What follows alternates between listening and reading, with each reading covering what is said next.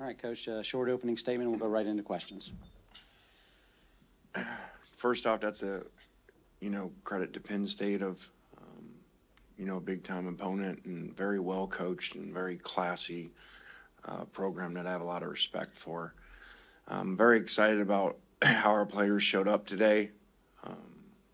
To come in here and have a chance to do something that's never been done before in the history of the school, to win 11 games and against a big-time program, big-time opponent. Just really proud of how they did. And like I told them, it's one thing to win some games. If you win a game, in the last second, a field goal goes in or it doesn't. That's one thing. But to play a game that in a lot of phases of the game, these guys played extremely well, kind of dominated certain phases of the game against, I know they were a little short with opt-outs, but, the number one defense in the country. So really pleased of our players to play a really clean, kind of penalty-free, really did a good job in situations, the 3-for-3 on fourth downs. Those are very critical plays in the game. So just really, really happy that 4 years ago got this opportunity to come here. Our Chancellor and Keith give me that opportunity to put the staff and players together, and it's been a really cool journey and one I'm really grateful for. All right, thanks. Questions, raise your hand. We'll get you our wireless microphone. Let's start right here in the front row on the left, please. Lane, you mentioned taking this job 4 years ago, and you said you didn't come here to be good, but you came here to be great. Where would you measure this on the scale of greatness? And also after the game, you said that, there's more to come. What is that? What is in store for Ole Miss in the coming years? Well, I think it's really, a cool time right now at Ole Miss. To win the most games in the history of the school and to have so many pieces already announcing that they're coming back, which I made sure a couple of them are still doing that after their performances today. But I think it's a really special time. And, I said that when we got hired, we didn't come here to be good and, win some, decent bowl games and some matches. We came here to be great, win New Year's Six bowls like this, be a top 10 program. And so to not just have so many players coming back, but I think it's been well publicized, so many players around the country already joining in for next year. I just thought it was obviously extremely important to cap this thing off right, because I felt like the last couple weeks so much focus was on next year. These guys announcing they're coming back.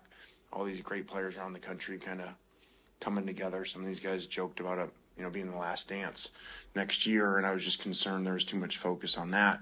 So obviously they did a great job showing up today, and like I said, a really cool game to see them really win situations in the fourth downs and critical plays in really critical situations and taking advantage of offsides and different things. Those are proud things as a coach when these guys do that. All right, all the way back.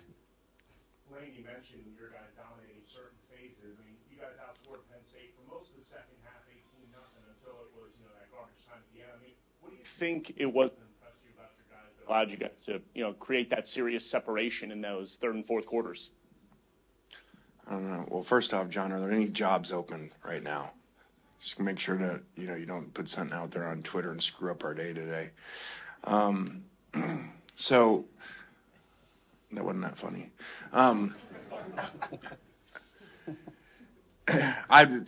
I really did think they did, you say garbage time. It's not garbage time. We need to close the game out better than we did. We didn't do a very good job in 4 minutes on offense there, and on defense. But that was really cool to come out in the second half like that, a game that we had to lead and really have a great kind of dominant third quarter in a lot of phases of the game. And I don't have it in front of me, but I saw the drive chart up on the big screen, before the end of the game there, the last couple series. And there were a lot of touchdowns and scores over here on our side in that third quarter and the first half of the fourth quarter, and a lot of punts and then a blocked field goal on their side. All right. Hey, Coach Kiffin. Obviously, you mentioned, it's history for Ole Miss that this is your first 11-win season. But this here was also your first New Year's Six Bowl win. Do you see this as a milestone for your time at Ole Miss, or more of a sign of things to come? Well, I said it out there. I really do believe we're just getting started. I think that we're doing something. We're on our way to something really special. This is really neat. We need a New Year's Six Bowl, and what an awesome, bowl and week, and Gary and the whole staff here putting together an amazing week for us. And that was awesome. But we really are. We're just getting started on something really special and a run here. I normally say that's never been done before, but I guess we just did that. But to come back and even do it better, you know, and continue to improve on what we've done so far.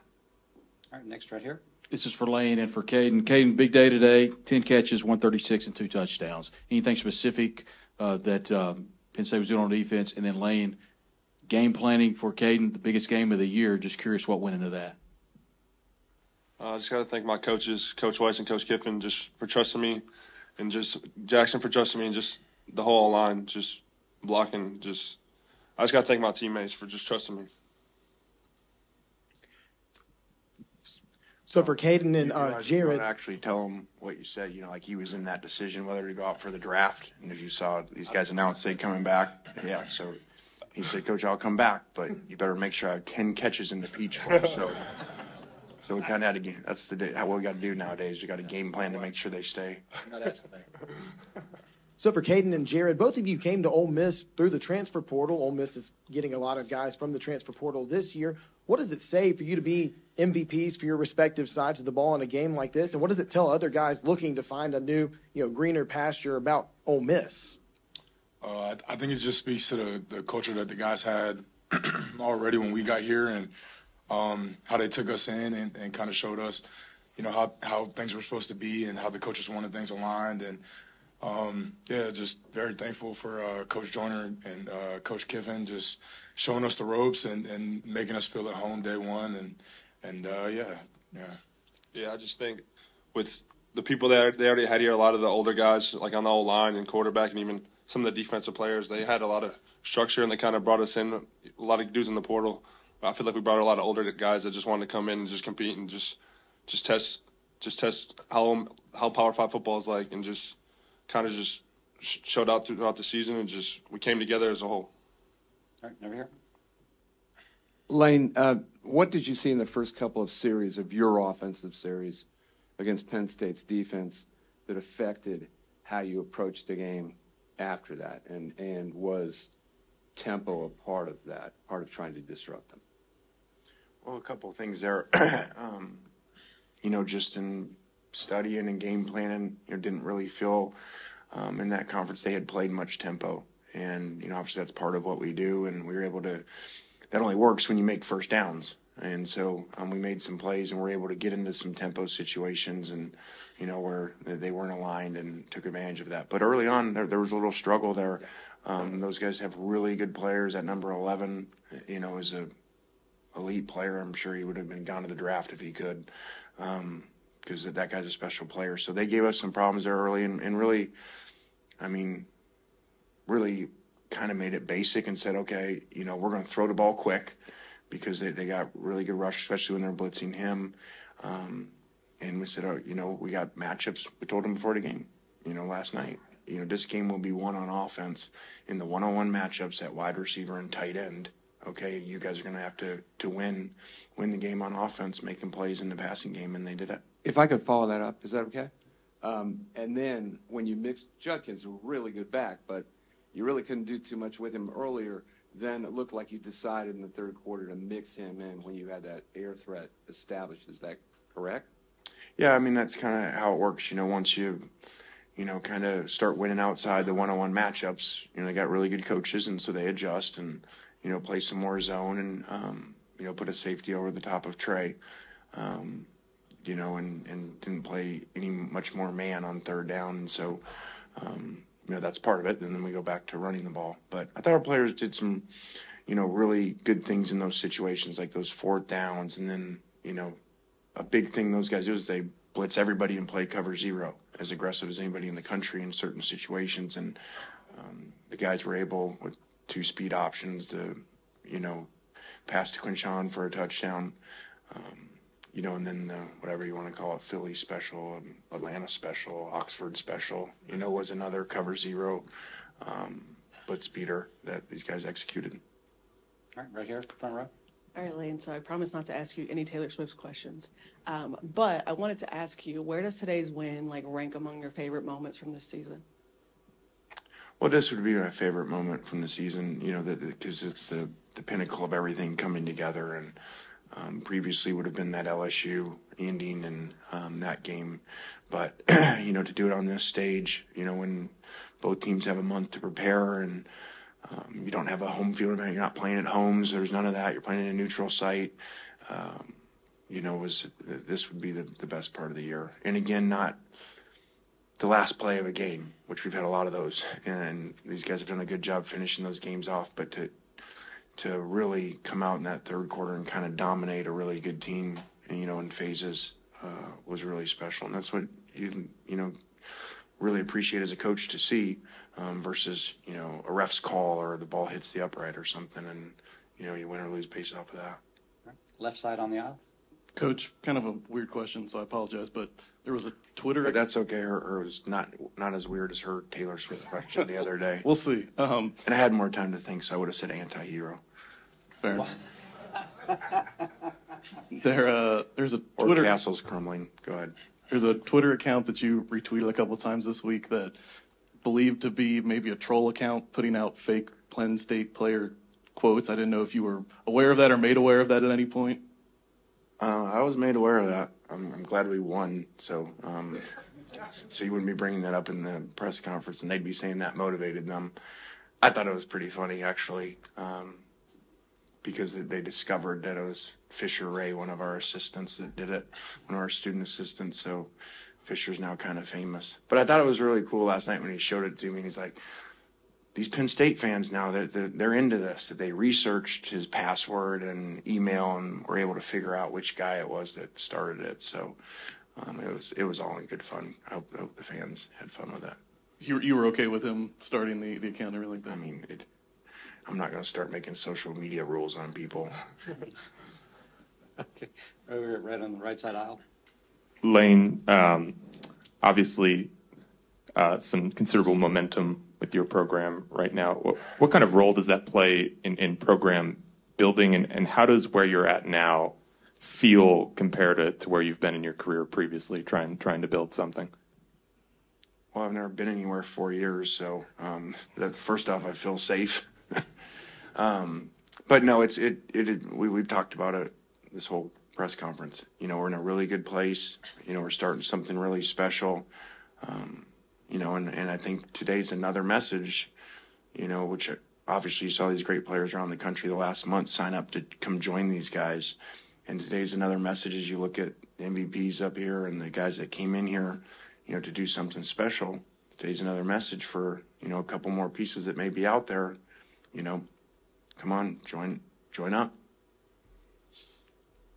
Are we going all the way in the back here? Yep. This question is for Jared. How cool is it for you to be, playing in your home state and come out with not only a big win, but win the Defensive Player of the Game award? Yeah, it was really cool.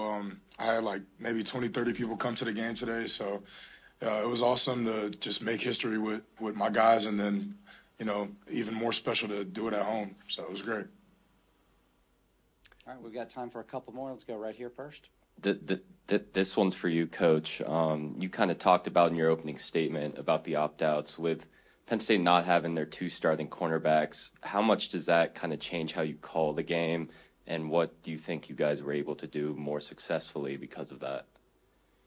Well, I mean, they pay us a lot of money as coaches, so, I would think that we wouldn't have been really good coaches if we didn't realize that and obviously go in and attack where there were new players at. I mean, that's coaching 101. So, but again, the players got to make the plays. And, I get way too much credit on these fourth down plays like they were asking afterwards. Our assistant coaches, Charlie Weiss, they did a great job today of having some really unique plays like we talked about, the Philly special or speed option, or Q versus the zero down the pipe. Those guys did a great job of game planning to beat a very aggressive defense in those situations and to take advantage, of different players in there. That's what you're supposed to do. All right, all the way back on the platform.